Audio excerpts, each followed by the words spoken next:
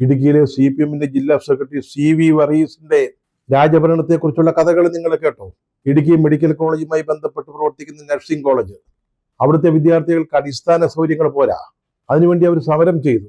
ആ സമരം ചെയ്ത വിദ്യാർത്ഥികളോടും അവരുടെ രക്ഷകർത്താക്കളോടും ഈ CV വർഗീസ് രാജാവ് എന്താ പറഞ്ഞെന്നറിയാമോ?